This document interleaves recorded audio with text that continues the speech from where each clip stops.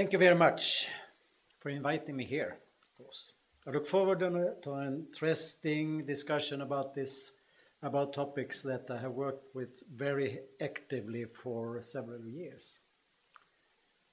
The area of retail financial services is fascinating in many ways, not least because it's so innovative and fast changing.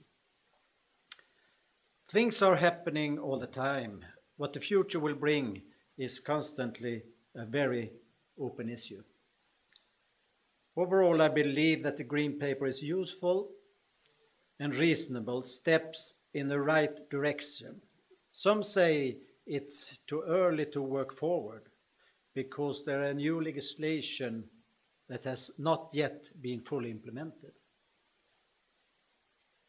They argue that it would be better to wait and see before taking the future steps. I disagree. My view is that the initiative is very, very timely. I think this active Commission approach makes a lot of sense in such a fast-changing policy area. I think that although a lot of things have been done in recent years, there is a lot more left to do. We have actually not reached very far in the building as a credible single market in the retail financial service. Regarding the majority of retail financial products, we are still facing 28 diverging and not so competitive national market.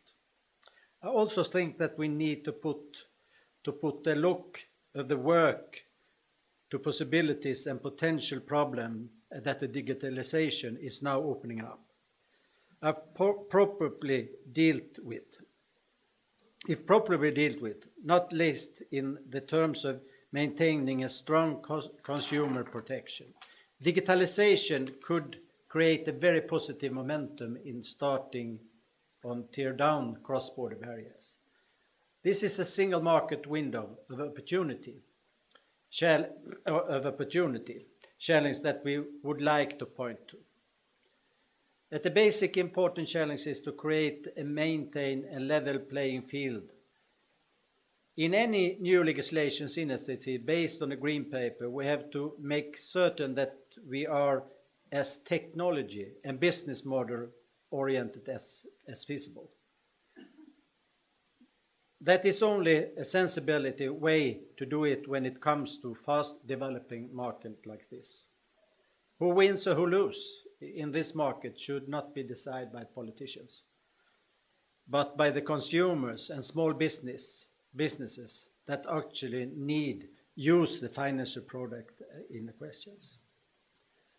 Other crucial challenges is to make edification work in practice. This is an issue where a lot more has to be done. At present, ID problem generate various obstacles and development of the new services in many types of cross-border situations. Authorization technologies are a part of the picture. Coordinating action is necessary. The interpretation of the anti-money laundering rules are to be fine-tuned within the tighter European framework for secure and efficient identification. This is not an easy task, but it has to be carried out. Yet another challenge is to ensure that there are no unnecessary and unfair differences between Euro and non-Euro member states. For the single market to be efficient, its integrity has to be updated also in this regard. Let me also mention the key challenge of making sure that everyone is included. Final exclusion is still a serious and widespread problem across Europe. If you cannot get fair and reasonable access to at least the most basic financial services, lives get very difficult.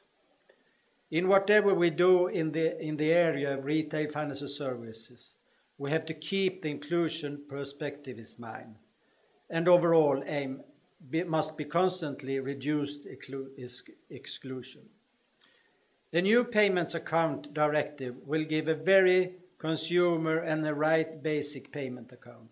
While that is a bold step in the right direction, it is so far not enough. There is a lot of work ahead of us. To build a well-functioning single market in retail financial services is an extensive project.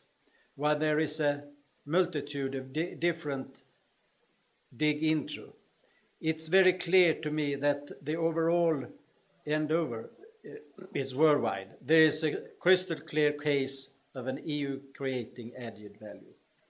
Thank you very much, and hope you understand all my broken English in some Swedish word on the same way. Thank you.